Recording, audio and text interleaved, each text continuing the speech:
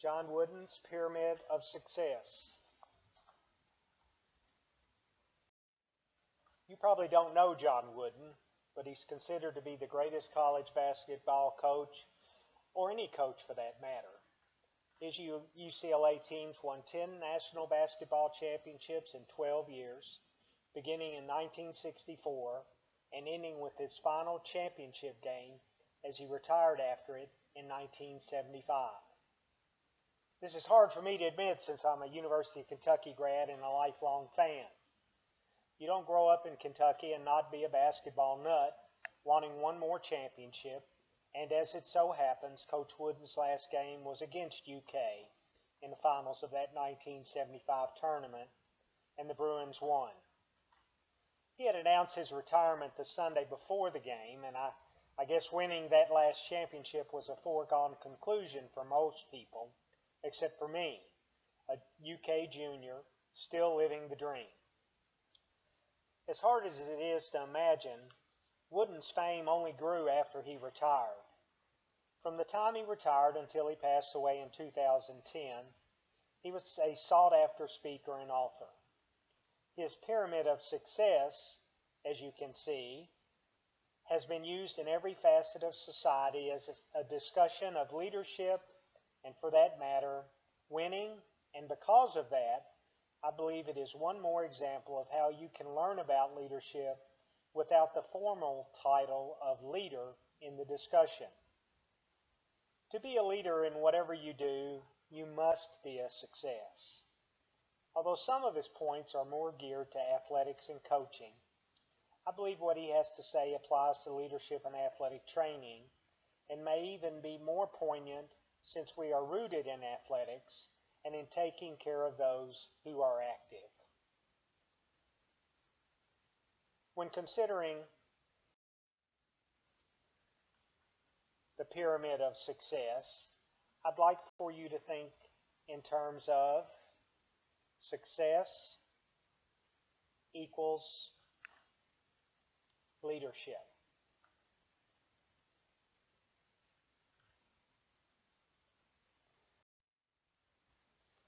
Level 1, industriousness.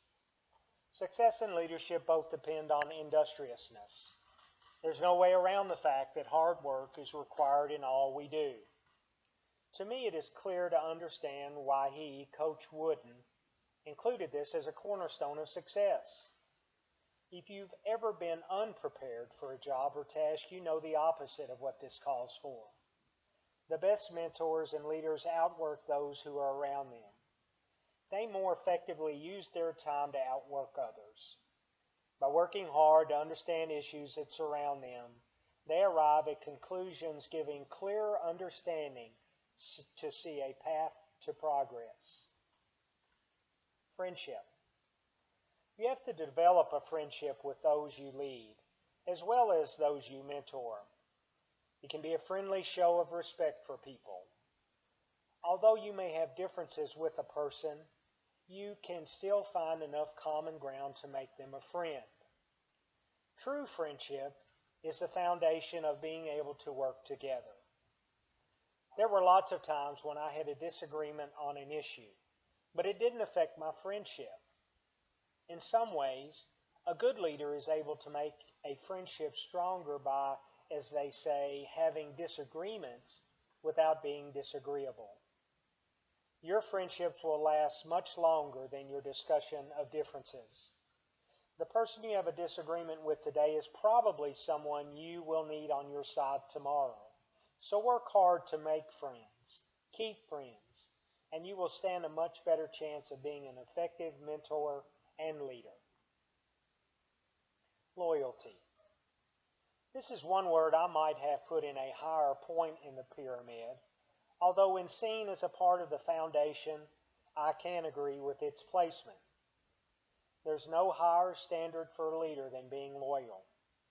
You can have your differences with a friend, fellow leader, or mentor, but they should be hashed out behind closed doors, not in the open, whether you are the boss or the supervisor or leader.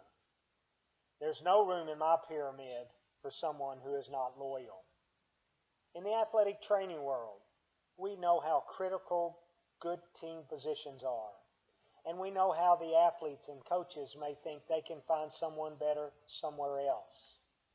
When I was in athletics, there was never a question of loyalty to our team physicians. Never once did I say a bad thing about their service or how they helped our athletes, although the coaches and players always thought there was a smarter, better doctor in Nashville, Louisville, or Birmingham. Because of my unyielding loyalty and the loyalty I got back from our doctors, they were always there for our athletes, whether it was 2 in the morning or 8 at night. They didn't ever get back nearly what they gave, and I owed them in so many ways. No matter what went on around us, they knew I had their backs, and in return, I always knew they had my back. There can be no room for disloyalty in someone who is a success.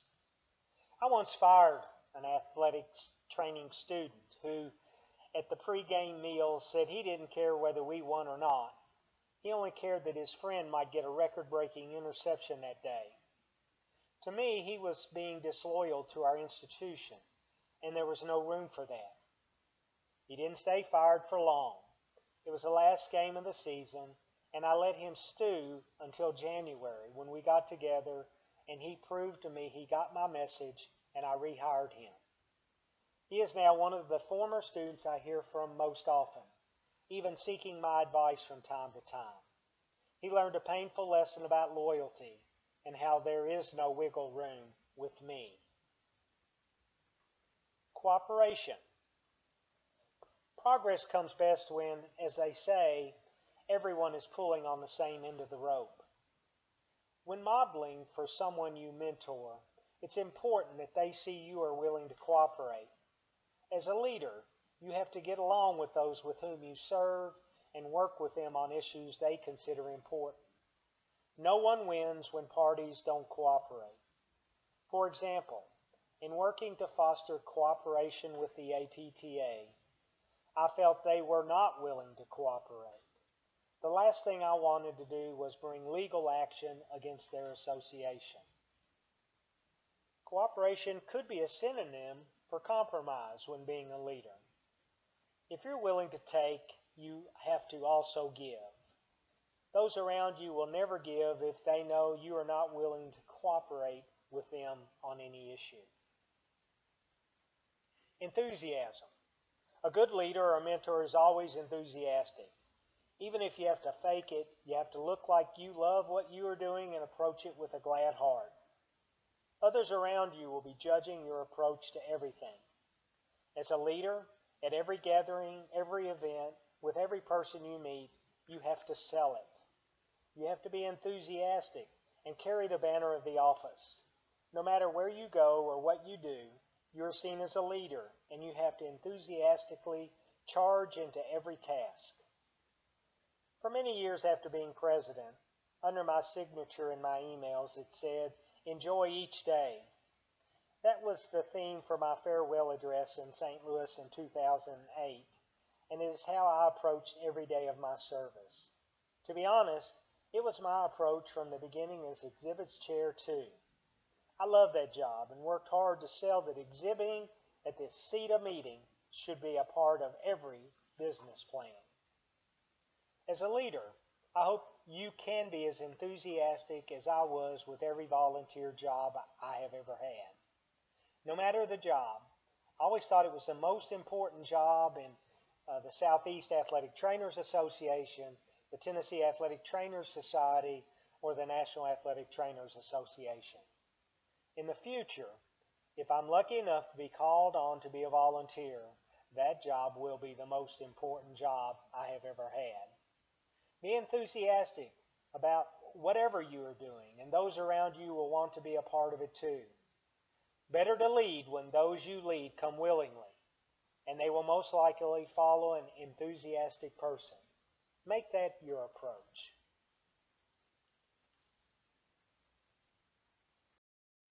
Level 2,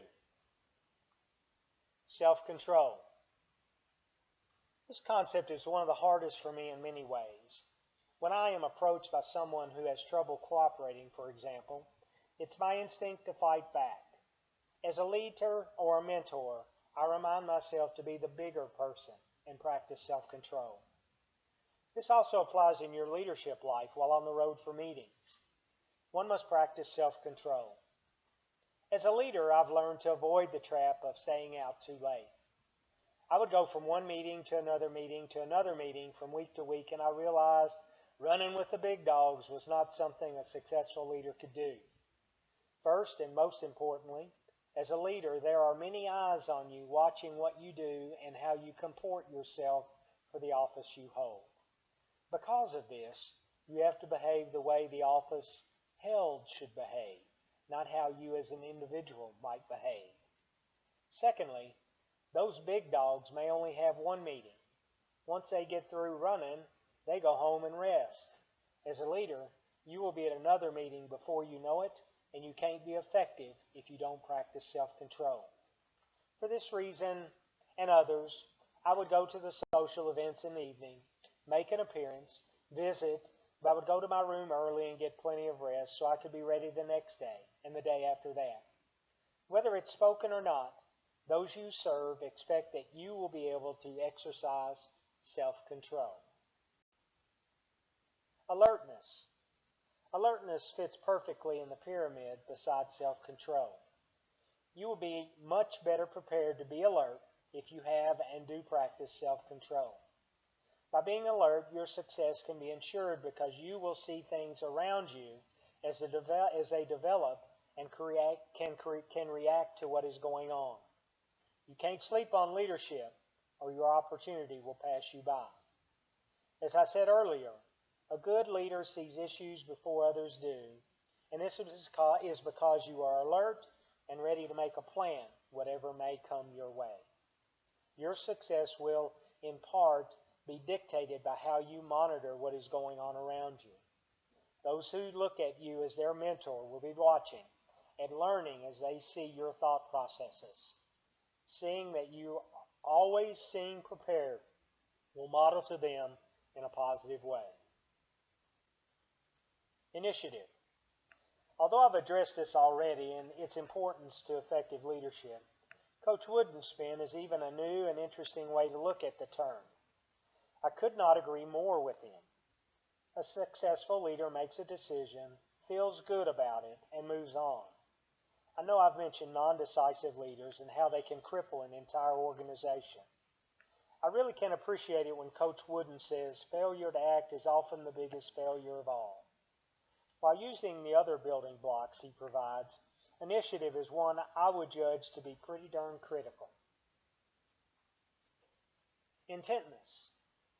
Another important aspect of being a good leader or mentor is staying the course. Once you make a decision, you have to stay the course. For me, and probably for you, there have been countless times when my knees got a little weak on a decision I had made. If I'd done the other things that are a part of the pyramid, as well as trusted my instincts, I had the confidence to stay the course. As a part of this, if you believe it, you have to, as they say, stay the course. A ship that meanders in the water never reaches its destination. Once you make a decision, the next step is to put all your energy into making the decision work, not thinking about the other choices you could have made. I know of no big decision in which the answer is obvious. There are always pluses and minuses to the things you could do. You have to weigh the choices, then make the best decision you can with the information you have, then make it work.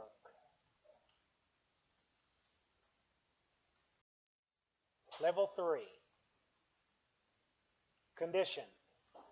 Your character, to me, is the foundation you have as a person.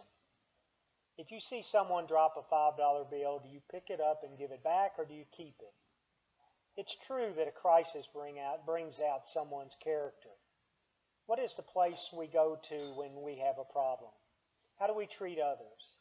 Your character is as much a part of who you are as your eye color. Those you lead or mentor will know your character, and it will define how they see you. A good leader or mentor, or a bad leader or mentor. Your character is tested every day and is forged by your moral compass and mental approach. The physical part is important in our character. Haven't we all heard fatigue makes cowards of us all? If you don't protect and care for your physical health, your mental and moral self will decay. You can't fake any of this for long. Your character will always be exposed in one manner or another. When you profess to believe in something for the benefit of others, but it is you who will benefit, you won't be able to hide the fact. When your condition is poor, you will not be a success as a leader or mentor. Be of good condition or character, and you'll be a success. Skill. Are you able to learn from your experiences? Success, not in the sense of the pyramid, is a good teacher, but in my experience, and this is not news, failure is often the best teacher. No matter the skill, it can always be refined or improved on. For areas in which you see yourself as skillful, don't forsake them. Make an effort to further refine and improve on skills. While you learn from failures, an area where your skill levels are not where you want them to be. A successful leader or mentor then uses the lessons learned and shares them with those they serve. If you go to the Eastern Athletic Trainers Association meeting and already know that they are older than NATA, that's a skill that will impress our friends in Districts 1 and 2. A good leader would prepare you for this, as just one small example. Important skills to have a leader are too many to count, but one skill to learn is to know how to diplomatically talk with those you lead. How do you share bad news? How do you present other views without alienating? How do you confront without being confrontational? How do you lead without being seen as a dictator? Well, these questions could go on, but suffice it to say, learning leadership mentoring skills can never stop. This is why the world puts us in places down the totem pole and allows those of us who continue to work on our skills to climb that pole to advance the contributions we can make to the greater good. Team spirit. The word I believe that best describes this part of Coach Wooden's pyramid is humility. This is something that I believe doesn't come easily. In many ways and in many examples in today's world, we see too many people who beat themselves on their chests as they talk about how great they are and how important they are. I believe that with every look at me moment, they diminish their ability to lead or mentor. A good leader knows that nothing is ever done in a vacuum, that there should always be enough credit to go around and share. No party's a fun party when there's only one person there.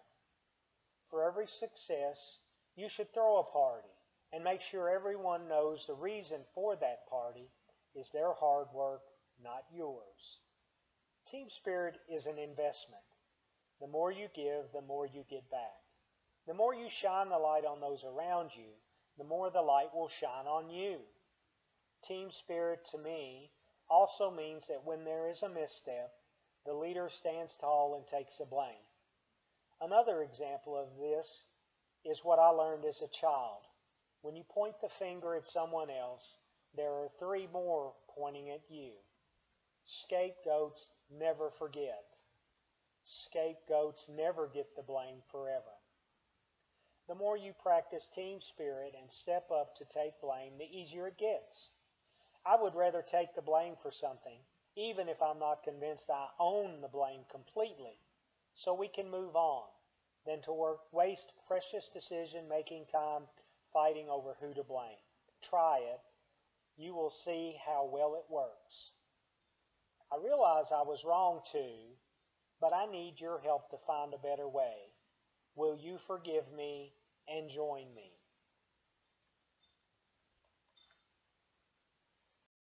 Level 4. Poise. This is something I think athletic trainers are very good practicing. We are prepared in our education to be able to handle whatever situation is thrown at us, from buddy taping fingers to, heaven forbid, dealing with the death of one of our athletes, and the infinite other things between. We're expected to be able to maintain our heads while everyone else around us is losing theirs. Nothing irks me more than an athletic trainer who treats everything they see as an emergency.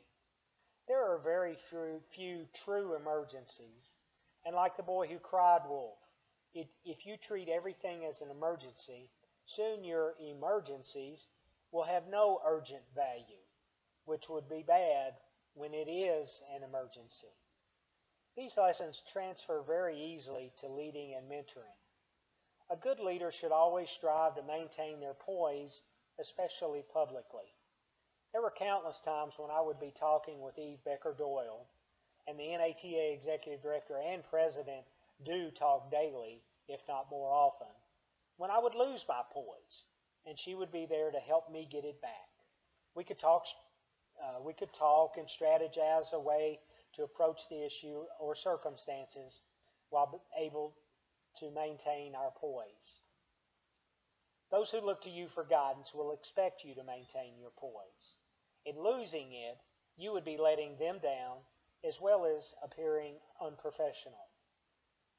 If you do lose your poise, and I'm not immune to that in spite of what I'm saying, you should be prepared to go to those you lead, regain your poise, apologize, and then offer a solution or solutions.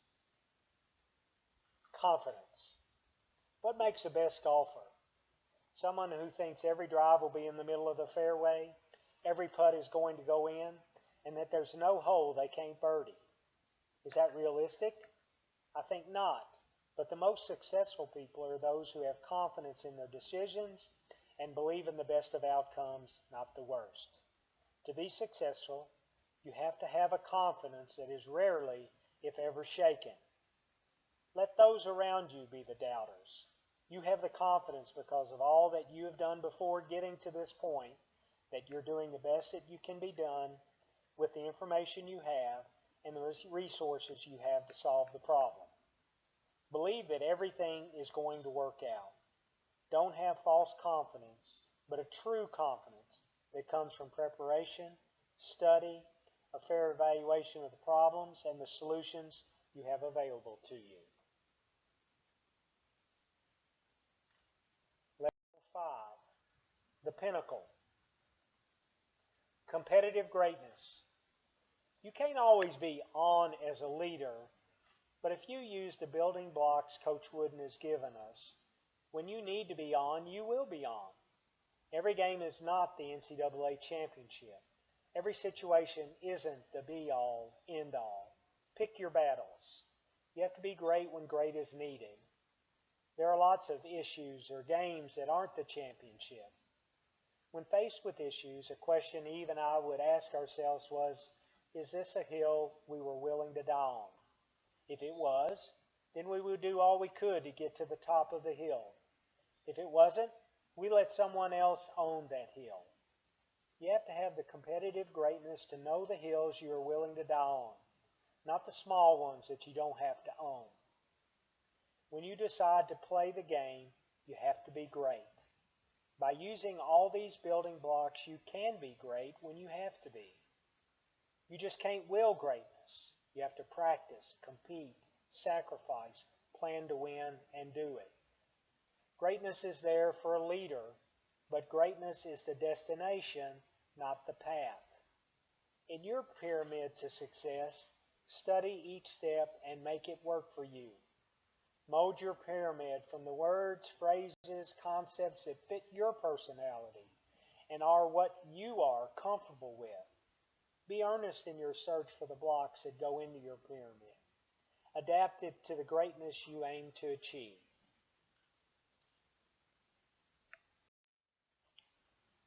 Level 6, faith.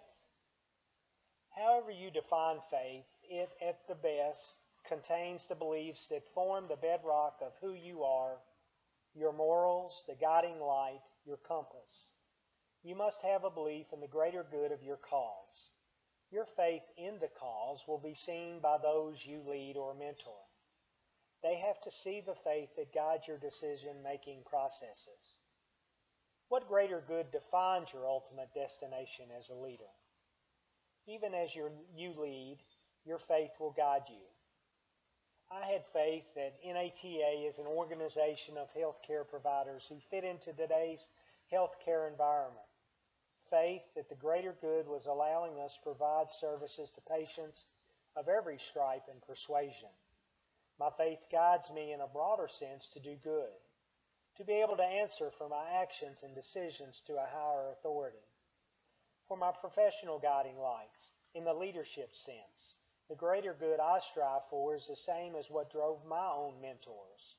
The countless athletic trainers who came before me held the same goals, making decisions along the way which would someday influence my own decision making. There's a past president who says of each of us, past, present, and probably the future, that we always seemed to be the right person for the right time that we were in office. That what each of us faced was what we could handle. That our time was our time and it was right. I have the faith it takes to believe that when I am called on as a leader or mentor, that I am prepared and am the right person for that time. Patience. I put this last because it can be the most difficult part of success. Patience, or lack thereof, is something from which I suffer. At times it's so hard for me to be patient and wait. I have a problem keeping my knee from jerking. Patience, letting things play out, is such an asset. Those who are patient are the ones who prosper and are in a good position to be successful. As I've already told you, and I will no longer belabor the point, be patient.